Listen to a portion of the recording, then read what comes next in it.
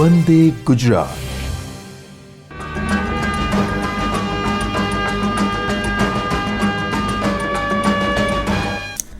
નમસ્કાર. આજના virtual classroom training સેશનમાં હું પરમાર દેવિકા, સુઈ ઇલેક્ટ્રિશિયન, ITI કલોલ, આપ સૌનું હાર્દિક સ્વાગત કરું છું. ઇલેક્ટ્રિશિયન ટ્રેડના નવા સિલેબસ એટલે કે 2019ના નવા સિલેબસ મુજબ NSQF લેવલ 5ના લેસન અંતર્ગત હું આજે તમને મેઝરિંગ ઇન્સ્ટ્રુમેન્ટ અને તેના પ્રકારો વિશે તાલીમ અને થોડુંક માર્ગદર્શન આપીશ. શરૂઆત કરીએ આપણે PPT સ્લાઇડથી. પરિચયથી. શું છે મેઝરિંગ ઇન્સ્ટ્રુમેન્ટ? આપણે સૌ જાણીએ છીએ ઇલેક્ટ્રિકલમાં current, voltage, resistance, power, energy, power factor, ઘણી બધી વિદ્યુત રાશિઓ છે જેને માપવા માટે જે સાધન વપરાય છે જેને મેઝરિંગ ઇન્સ્ટ્રુમેન્ટ અથવા માપક ઉપકરણ કહેવામાં આવે છે. જો આપણે AC એટલે કે ઓલ્ટરનેટિંગ કરંટ માટે એ ઇન્સ્ટ્રુમેન્ટનો ઉપયોગ કરતા હોઈએ તો તેને AC ઇન્સ્ટ્રુમેન્ટ, અને ડાયરેક્ટ કરંટ માટે જો ઇન્સ્ટ્રુમેન્ટ વાપરતા હોઈએ તો એને DC ઇન્સ્ટ્રુમેન્ટ, એના માટે DC ઇન્સ્ટ્રુમેન્ટ વપરાય છે. હવે જોઈએ એનો કાર્ય સિદ્ધાંત. મેઝરિંગ ઇન્સ્ટ્રુમેન્ટનો કાર્ય સિદ્ધાંત શું છે? તો મેઝરિંગ ઇન્સ્ટ્રુમેન્ટ કારણ અને અસરના સિદ્ધાંત પર કાર્ય કરે છે. એટલે કે જે રાશિ માપવી છે એ કારણ છે. કારણ શું છે? આપણે રાશિ માપવી છે, અને ઇન્સ્ટ્રુમેન્ટના ભાગ ઉપર કોઈ અસર ઉપજાવે છે. અસર એટલે આપણે સૌ જાણીએ છીએ કે જ્યારે વીજ સપ્લાય આપીએ છીએ કોઈ ઇન્સ્ટ્રુમેન્ટમાં, કોઈ લોડમાં, તો એમાંથી કરંટ પાસ થાય છે, અને એ કરંટની બહુ જ બધી અસરો હોય છે. કેવી અસર? મેગ્નેટિક ઇફેક્ટ હોય, હીટિંગ હોય, ઇલેક્ટ્રોમેગ્નેટિક હોય, કેમિકલ હોય, કોઈ પણ હોય. એટલે આ એની અસર છે. કઈ અસર ઉપર એ મેઝરિંગ ઇન્સ્ટ્રુમેન્ટ કામ કરે છે? વિદ્યુત પ્રવાહની અલગ અલગ અસર હોય છે, જે મેં તમને હમણાં કહી. એટલે કે દરેક ઇન્સ્ટ્રુમેન્ટનો કાર્ય સિદ્ધાંત વિદ્યુત પ્રવાહની અલગ અલગ અસર મુજબ કાર્ય કરે છે. બરાબર છે? મેઝરિંગ ઇન્સ્ટ્રુમેન્ટ કારણ અને અસરના સિદ્ધાંત પર કાર્ય કરે છે. કારણ એટલે આપણે એને માપવાનું છે, અને અસર એટલે વીજ પ્રવાહ આપતા વીજ પ્રવાહની કઈ અસર ઉપર એ પોઇન્ટર મૂવ થાય છે એ અસરના સિદ્ધાંત પર કાર્ય કરે છે. હવે આપણે જોઈએ ઇન્સ્ટ્રુમેન્ટનું વર્ગીકરણ કરીએ તો એના દરેક ઇન્સ્ટ્રુમેન્ટના કાર્ય સિદ્ધાંત અલગ અલગ હોઈ શકે છે. એની ઉપર વીજ પ્રવાહની એની અસરો અલગ અલગ હોઈ શકે છે. એના સિદ્ધાંત અલગ અલગ હોઈ શકે છે. કયા પ્રકારનો વિદ્યુત પ્રવાહ એટલે કે કરંટ AC અથવા DC એમાંથી પાસ થાય છે એ છે. ઉપયોગની રીત એની કઈ છે, એના પછી એની ઓપરેટિંગ પદ્ધતિ કઈ છે. એટલે વર્ગીકરણ આપણે એનું કરીએ તો આ અલગ મુદ્દાઓને આવરી લઈ શકીએ છીએ આપણે, કે આ બધા મુદ્દાઓ છે એનું વર્ગીકરણ કરવા માટે. પણ જ્યારે વાત ફિલ્ડની આવે છે, એટલે કે ટેકનિકલ લાઇનની આવે છે, ત્યારે એમાં ફક્ત 2 જ પ્રકારના ઇન્સ્ટ્રુમેન્ટ વપરાય છે, અને એ છે એક એનાલોગ અને બીજું છે ડિજિટલ. અત્યારે જો કે સૌથી વધારે બહોળા પ્રમાણમાં ડિજિટલ ઇન્સ્ટ્રુમેન્ટ વધારે વપરાય છે. એનાલોગ ઇન્સ્ટ્રુમેન્ટ શું છે? એનાલોગ ઇન્સ્ટ્રુમેન્ટ, હવે એના પણ 2 પ્રકાર પડે છે. એક છે પ્રાઇમરી ઇન્સ્ટ્રુમેન્ટ અને બીજું છે સેકન્ડરી ઇન્સ્ટ્રુમેન્ટ. પ્રાઇમરી ઇન્સ્ટ્રુમેન્ટ એટલે શું? હવે આપણે સૌ જાણીએ છીએ કે જે ઇન્સ્ટ્રુમેન્ટમાં ડિફ્લેક્શન એટલે કે પોઇન્ટરનું મૂવમેન્ટ, જે ઇન્સ્ટ્રુમેન્ટ ડિફ્લેક્શન દ્વારા વિદ્યુત રાશિની માત્ર ઉપસ્થિતિ દર્શાવે છે. આપણે સૌએ ટેકનિકલ લાઇનમાં તો આપણે બધાએ લગભગ ગેલ્વેનોમીટર જોયેલું જ છે. ગેલ્વેનોમીટર એક પ્રકારનું પ્રાઇમરી ઇન્સ્ટ્રુમેન્ટ જ છે કે જેની અંદર જો વિદ્યુત પ્રવાહ આપણે પસાર કરીએ તો ફક્ત એનું જે પોઇન્ટર છે એ મૂવ થાય છે.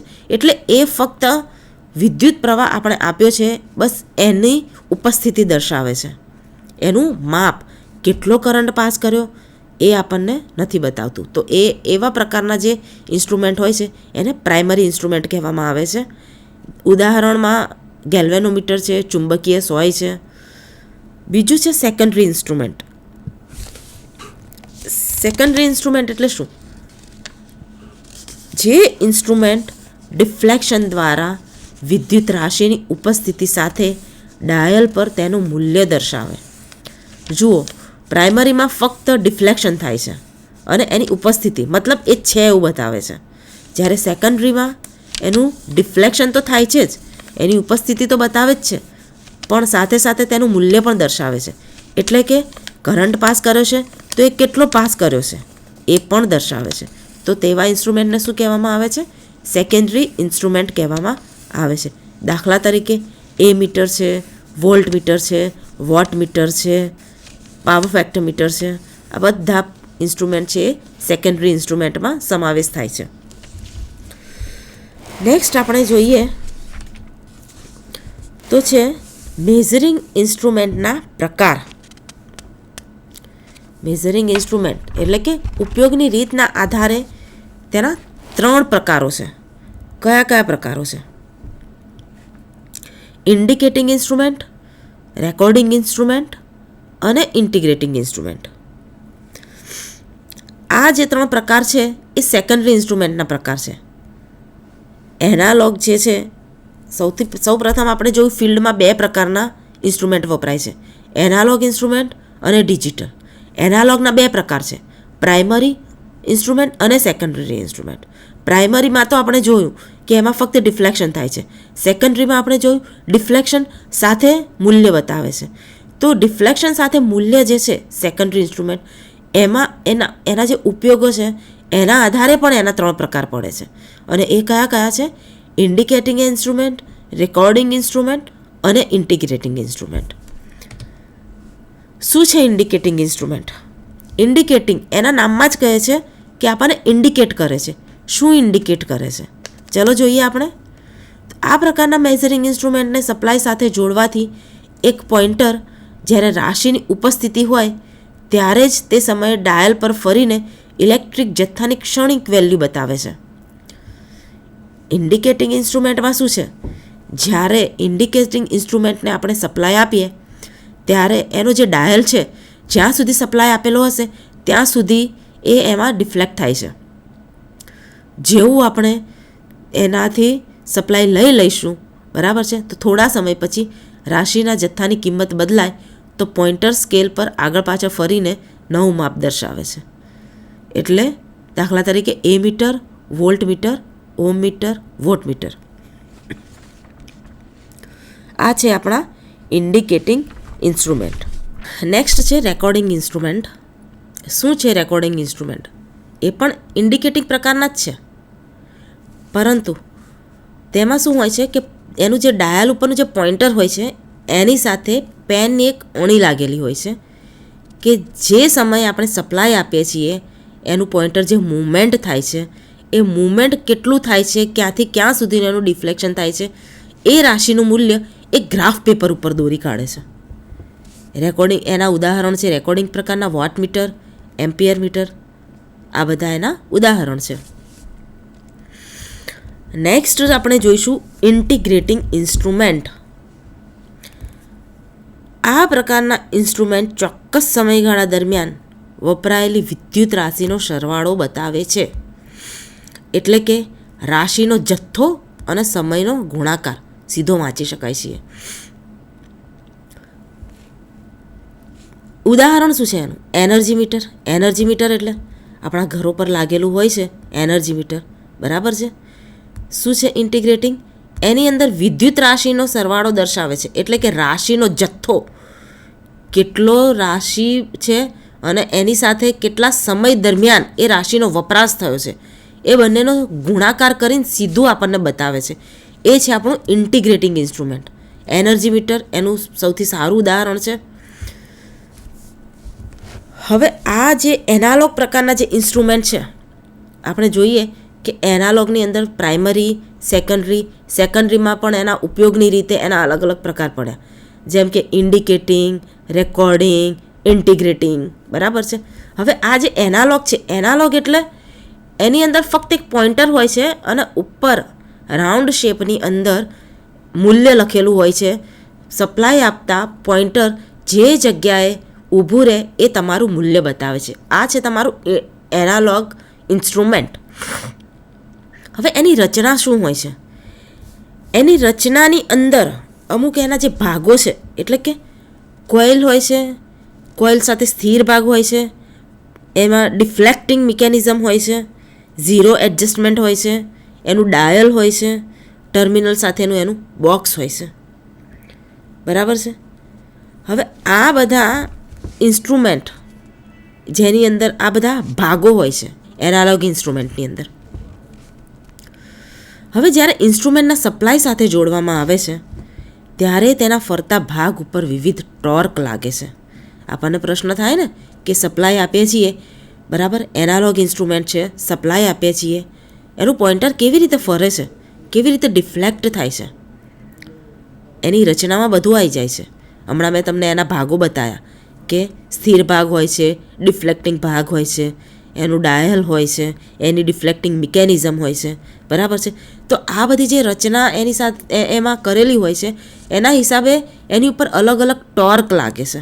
ટોર્ક એટલે એક પ્રકારનું બળ. ટોર્ક એટલે શું છે? બળ છે. તો આ જે મીટરો છે એની અંદર 3 પ્રકારના ટોર્ક લાગે છે. ટોર્ક કયા કયા છે? ડિફ્લેક્ટિંગ ટોર્ક છે, કંટ્રોલિંગ ટોર્ક છે અને ડેમ્પિંગ ટોર્ક છે. સૌથી પહેલું આપણે જોઈશું ડિફ્લેક્ટિંગ ટોર્ક. ડિફ્લેક્ટિંગ ટોર્ક એટલે શું? તો જ્યારે મીટરને સપ્લાય સાથે જોડવામાં આવે છે ત્યારે ઇન્ડિકેટરને ચલાવવાનું બળ ઉત્પન્ન કરે છે. સૌથી પહેલાં તો આપણે જાણીએ છીએ કે એનાલોગ મીટર જે હોય છે, કોઈ પણ હોય, એ મીટર હોય, વોલ્ટ મીટર હોય, વોટ મીટર હોય, એને જ્યારે આપણે સપ્લાય આપીએ છીએ એટલે કે વીજ દબાણ આપીએ છીએ ત્યારે શું થાય છે? એનું જે પોઇન્ટર હોય છે ત્યાં સુધી એ સ્થિર સ્થિતિમાં હોય છે. જ્યારે આપણે એને સપ્લાય આપીએ છીએ ત્યારે એ સ્થિર સ્થિતિમાંથી શું કરે છે? ગતિ કરે છે. એટલે કે એનું પોઇન્ટર શું થાય છે? ડિફ્લેક્ટ થાય છે, હલે છે ફરતા ભાગ ઉપર. આગળ મેં તમને જણાવ્યું કે એની રચનામાં ફરતો ભાગ હોય છે, સ્થિર ભાગ હોય છે. તો જ્યારે ડિફ્લેક્ટિંગ ટોર્ક લાગે છે તો એ ડિફ્લેક્ટિંગ ટોર્ક કયા ભાગને લાગે છે? ફરતા ભાગને લાગે છે. તો ફરતો ભાગ એટલે કયો? પોઇન્ટર. તો પોઇન્ટરને જ્યારે ડિફ્લેક્ટિંગ ટોર્ક લાગે છે, પોઇન્ટર એ ફરતો ભાગ છે, તો મીટરને જ્યારે એનાલોગ મીટરને જ્યારે આપણે સપ્લાય આપીએ છીએ ત્યારે એનો જે ફરતો ભાગ છે એટલે કે પોઇન્ટર ઉપર કયું લાગે છે? ડિફ્લેક્ટિંગ ટોર્ક લાગે છે. ડિફ્લેક્ટિંગ ટોર્ક લાગે છે તો એક કેવું હોય છે? ડિફ્લેક્ટિંગ ટોર્ક એટલે વીજ પ્રવાહના વર્ગના સમપ્રમાણમાં. આપણે જે સપ્લાય આપીએ છીએ એટલે એમાંથી કરંટ પાસ થાય છે, તો એ વીજ પ્રવાહના વર્ગના સમપ્રમાણમાં. જેટલો કરંટ હોય એનો વર્ગ કરીએ એટલા પ્રમાણમાં એને ટોર્ક લાગે છે, એટલું પોઇન્ટર તમારું મૂવ થાય છે, બરાબર છે. ડિફ્લેક્ટિંગ ટોર્ક ઉત્પન્ન કરવા માટે વિદ્યુત પ્રવાહની અલગ અલગ અસરનો ઉપયોગ થતો હોય છે. આગળ મેં તમને સમજાવ્યું કઈ અલગ અલગ અસરો છે. કેમિકલ ઇફેક્ટ હોઈ શકે છે, મેગ્નેટિક ઇફેક્ટ હોઈ શકે છે, ઇલેક્ટ્રોમેગ્નેટિક ઇફેક્ટ હોઈ શકે છે, બરાબર છે.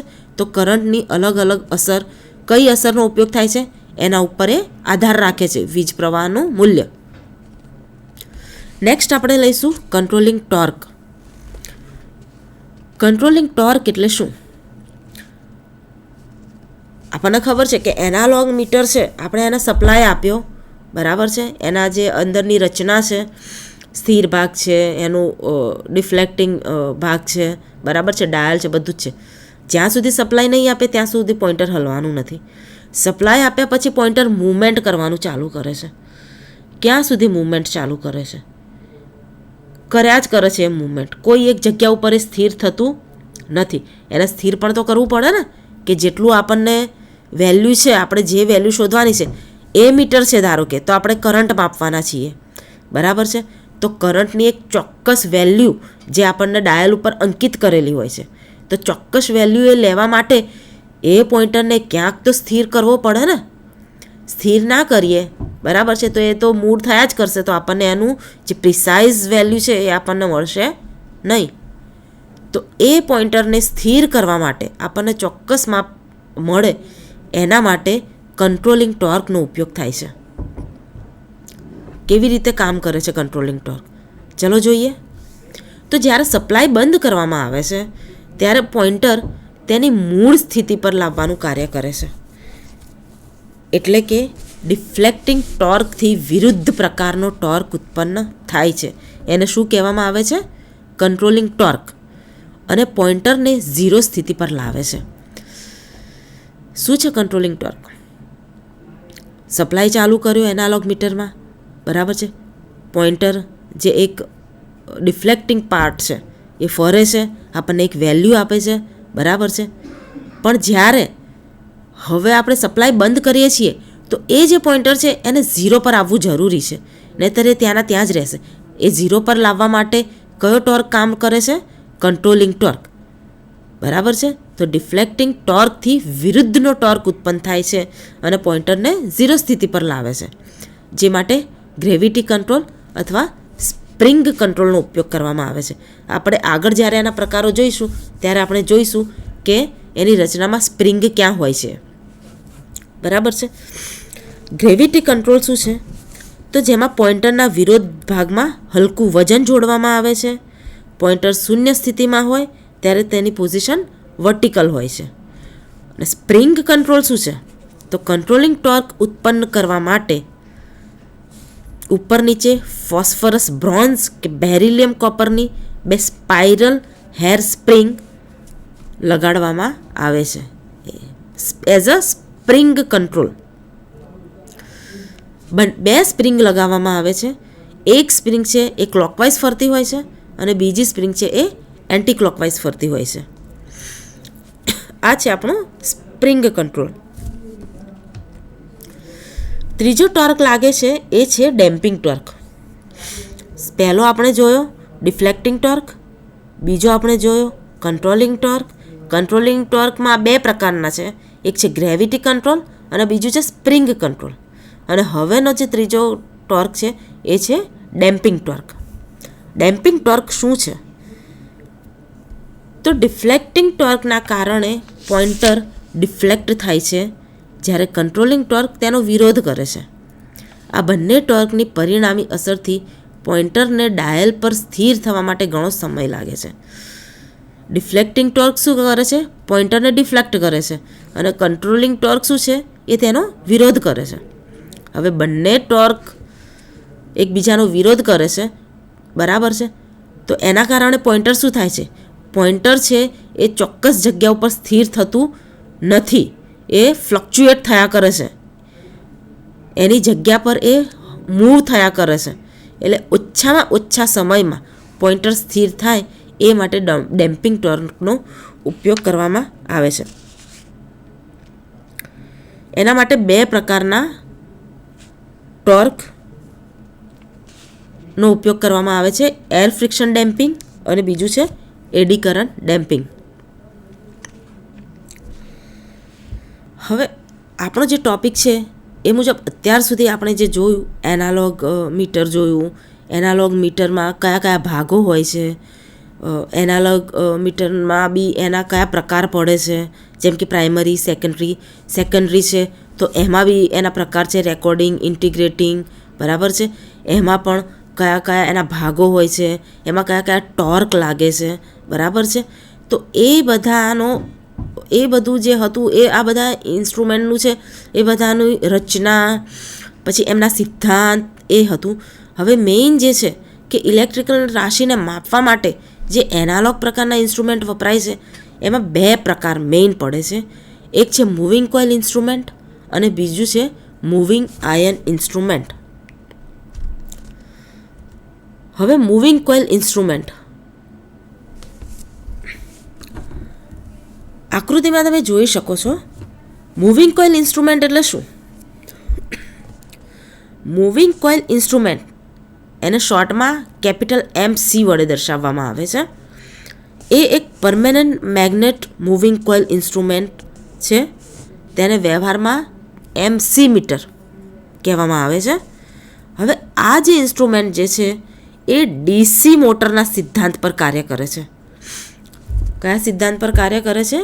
DC મોટરનો સિદ્ધાંત. હવે DC મોટરનો સિદ્ધાંત શું છે? તો સિદ્ધાંત એ છે કે જ્યારે વિદ્યુત પ્રવાહ લઈ જતા વાહકને ચુંબકીય ક્ષેત્રમાં રાખવામાં આવે ત્યારે તે વાહક પર વિદ્યુત પ્રવાહના સમપ્રમાણમાં બળ ઉત્પન્ન થાય છે. બરાબર છે? તો આ એનો સિદ્ધાંત છે. અને જ્યારે બળ ઉત્પન્ન થાય છે ત્યારે જે આપણે વાહક મૂકેલો છે વિદ્યુત ચુંબકીયની વચ્ચે એમાં મૂવમેન્ટ થાય છે. ઉત્પન્ન થતો ટોર્ક, તો એમાં ટોર્ક ઉત્પન્ન થાય છે. ટોર્કના કારણે મૂવમેન્ટ કરે છે. તો એ ટોર્ક શું છે? એ ટોર્ક છે BLIN ન્યૂટન. ટોર્કને શેમાં માપવામાં આવે છે? ન્યૂટનમાં. બી શું છે? એમનો ફ્લક્સ છે. ચુંબકીય બળ રેખાઓ એટલે કે બે ચુંબકની વચ્ચે ચુંબકીય બળ રેખાઓ હોય છે, એની વચ્ચે જે ફ્લક્સ હોય છે એની જે ઘનતા છે એને બી વડે દર્શાવવામાં આવે છે. એલ એટલે ચુંબકીય બળની વચ્ચે આપણે જે વાહક મૂકીએ છીએ એની લેન્થ છે. એન કોઇલના આંટાની સંખ્યા છે. આઈ એ એમાંથી પસાર થતો કરંટ છે. BLN એ અચળ છે એટલે ટોર્ક એ એમાં પસાર થતા કરંટ જેટલો જ હોય છે.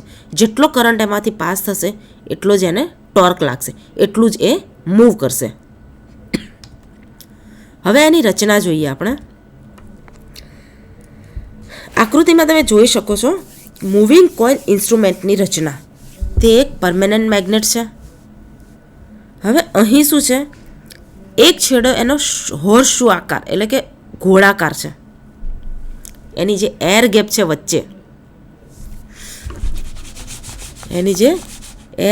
વચ્ચે, અહીં ગાડી તમે જોઈ શકો છો. એર ગેપમાં એક લાઇટ એલ્યુમિનિયમની રેક્ટેન્ગ્યુલર ફોર્મર મૂકેલી છે. બરાબર છે? હવે આ જે એલ્યુમિનિયમ રેક્ટેંગલ ફોર્મર છે, અહીં આ એક રેક્ટેન્ગ્યુલર ફોર્મર છે, એની ઉપર બહુ જ પાતળા ગેજનું કોપરના વાયરની કોઇલ વીંટાળવામાં આવે છે. આ એલ્યુમિનિયમ ફોર્મર છે એનું કામ શું છે? એનું કામ છે કે અહીં જે આપણે એની ઉપર કોપરના વાયરની કોઇલ વીંટાળી છે એને સપોર્ટ આપે છે અને ડેમ્પિંગનું કાર્ય કરે છે. કોઇલ સાથેના ફોર્મરને, આ જે કોઇલ છે અને આ એલ્યુમિનિયમ ફોર્મર છે, એની ઉપર કોઇલ છે, એની વચ્ચે શાફ્ટ ઉપર એક જુવેલ બેરિંગ લગાવેલું હોય છે અને એનાથી એને જોડવામાં આવે છે. શાફ્ટની ઉપર અને નીચે અહીં તમે જોઈ શકો છો આ શાફ્ટ છે એની ઉપર અને નીચે સ્પ્રિંગ લગાવેલી છે. સ્પ્રિંગ 1 અને સ્પ્રિંગ 2. દરેક સ્પ્રિંગનો એક છેડો તમે જોઈ શકો છો આકૃતિની અંદર. સ્પ્રિંગનો એક છેડો છે, બંને સ્પ્રિંગનો એક છેડો કોઇલ સાથે જોડેલો છે અને બીજો છેડો છે કનેક્શન ટર્મિનલ સાથે જોડવામાં આવે છે. એટલે કે આ છેડો, સ્પ્રિંગ 1નો આ છેડો, સ્પ્રિંગ 2નો આ છેડો એ કનેક્શન ટર્મિનલ સાથે જોડવામાં આવે છે. સ્પ્રિંગનું કાર્ય શું છે? સ્પ્રિંગનું કાર્ય છે ફરતો ભાગ જે હોય એને સપ્લાય આપવાનું અને કંટ્રોલિંગ ટોર્ક પૂરું પાડવાનું. અને ફરતી શાફ્ટ એટલે કે આ જે આપણી ફરતી શાફ્ટ છે એની સાથે પોઇન્ટર જોડેલું હોય છે. આ રહ્યું, આ આપણું શાફ્ટ છે અને એની સાથે આ પોઇન્ટર જોડેલો છે. આપ જોઈ શકો છો આકૃતિમાં. કાર્ય શું છે? રચના આપણે જોઈ લીધી. હવે કામ કેવી રીતે કરે છે આપણે જોઈએ. તો જ્યારે મીટરને સપ્લાય સાથે જોડવામાં આવે છે ત્યારે કોઇલમાંથી વીજ પ્રવાહ પસાર થવાથી DC મોટરની જેમ ફરતા ભાગ પર વીજ પ્રવાહના સમપ્રમાણમાં ટોર્ક ઉત્પન્ન થાય છે.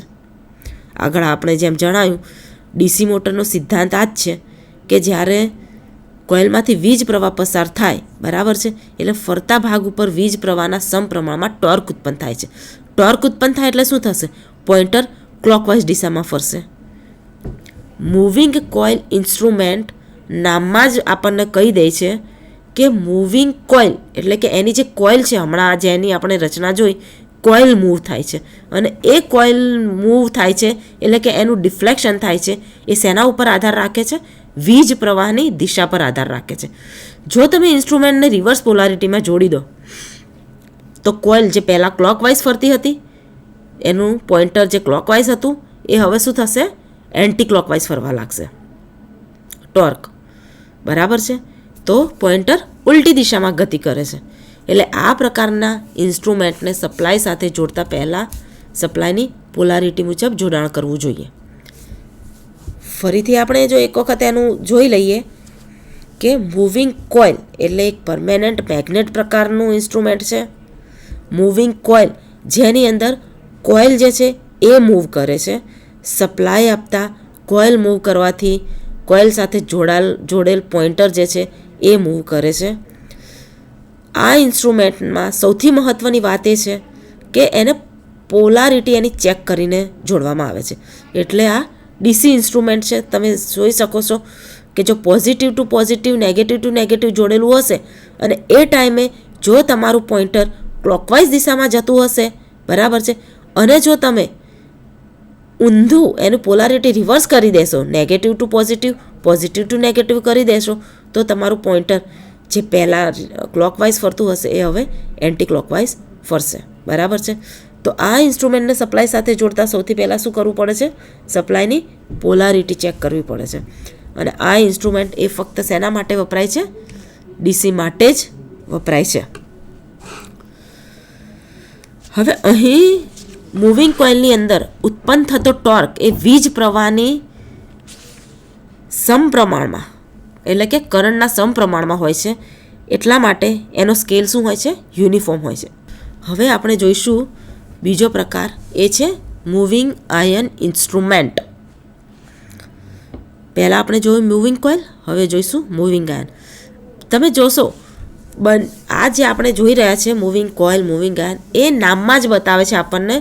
મૂવિંગ કોઇલ હતું જેની અંદર કોઇલનું મૂવમેન્ટ થતું હતું. હવે અહીં છે મૂવિંગ આયન ઇન્સ્ટ્રુમેન્ટ, તો એમાં શું થશે? આયનનો જે ટુકડો છે એ આમાં મૂવમેન્ટ થશે. તો જોઈએ આપણે કેવી રીતે થાય છે. મૂવિંગ આયન ઇન્સ્ટ્રુમેન્ટ જે હશે એની ઉપર આ ટાઈપનો સિમ્બોલ આકૃતિમાં આપણે જોઈ શકીએ છીએ. અહીં આ એનો સિમ્બોલ છે. કોઈ પણ ઇન્સ્ટ્રુમેન્ટ તમારી આગળ લાવીને મૂકી દે અને તમને કહેવામાં આવે કે આ કયા પ્રકારનું ઇન્સ્ટ્રુમેન્ટ છે, તો સૌથી પહેલાં તમે સિમ્બોલ જોશો. જો આ પ્રકારનો સિમ્બોલ એની ઉપર દોરેલો હશે તો એ હશે મૂવિંગ આયન ટાઈપ ઇન્સ્ટ્રુમેન્ટ.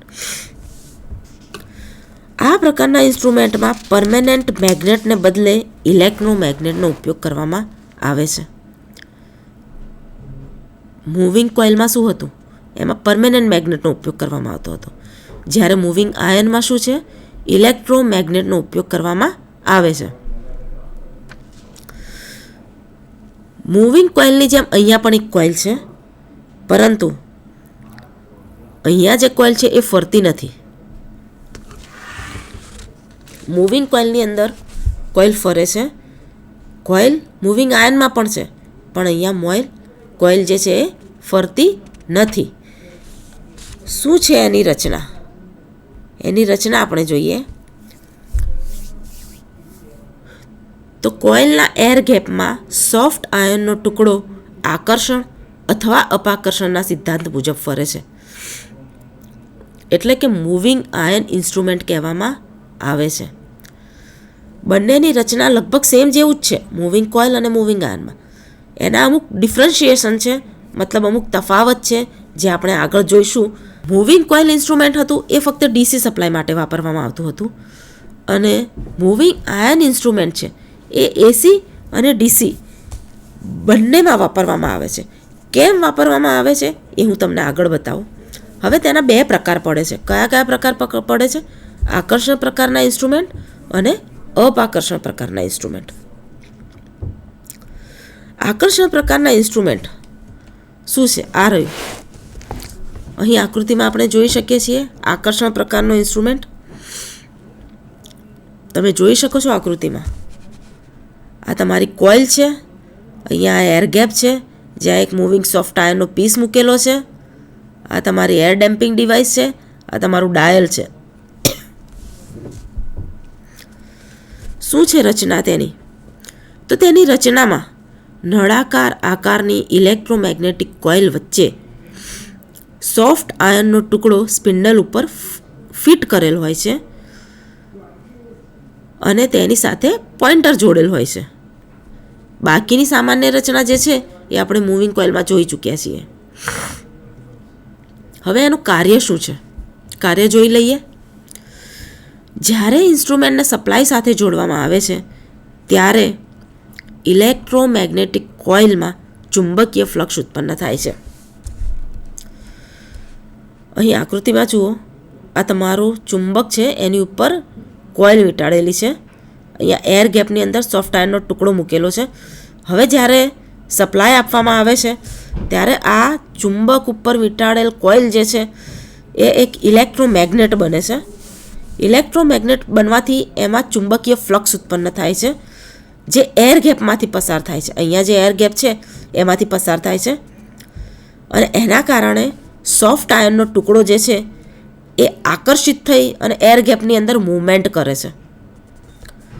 એ મૂવમેન્ટ કરે છે એટલે એની સાથે જોડેલ સ્પિન્ડલ અને પોઇન્ટર બંને ડાયલ ઉપર ફરે છે. આ રીતે તેમાં કંટ્રોલ ટોર્ક ગ્રેવિટી પદ્ધતિથી અને ડેમ્પિંગ ટોર્ક એર ડેમ્પિંગ પદ્ધતિથી મેળવવામાં આવે છે. હવે જોઈએ આપણે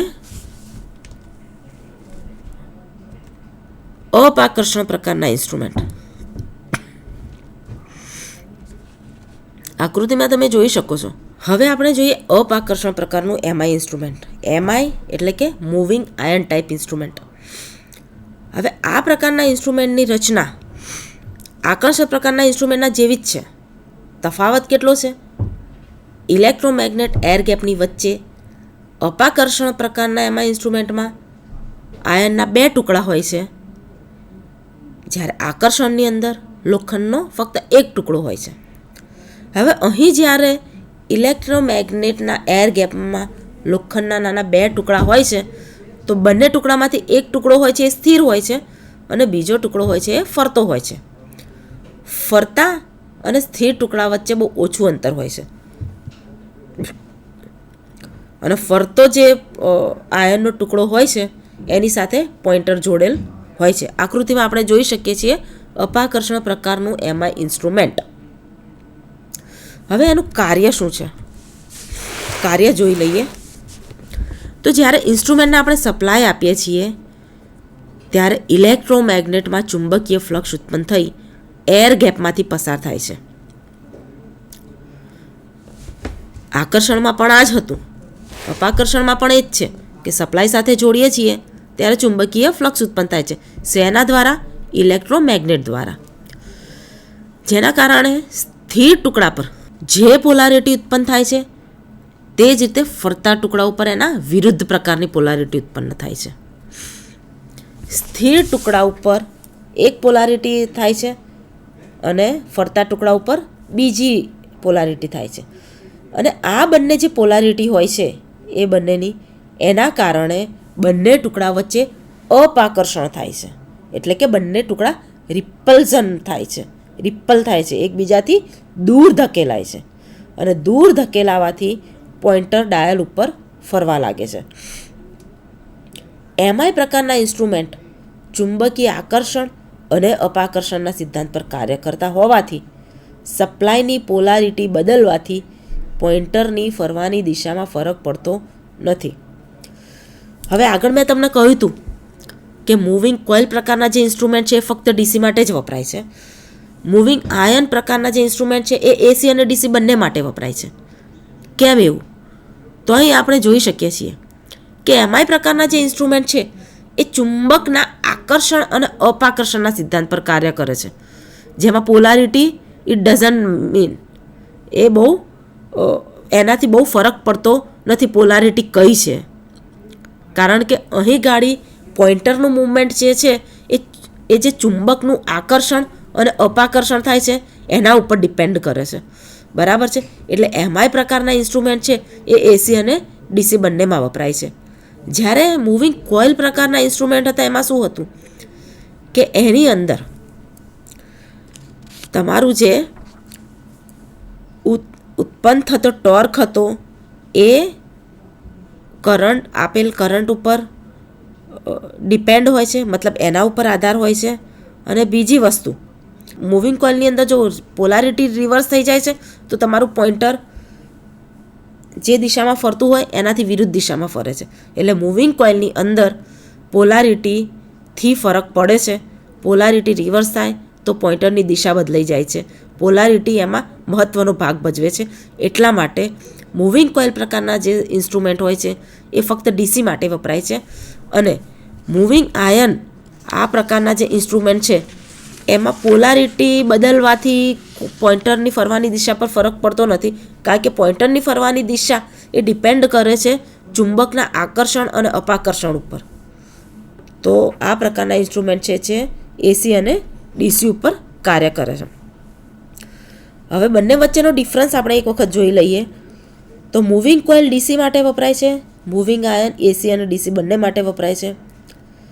મૂવિંગ કોઇલના એર ગેપમાં વાઇન્ડિંગ કરેલ હોય જે ફરે છે અને મૂવિંગ આયનમાં સોફ્ટ આયનનો ટુકડો ફરે છે.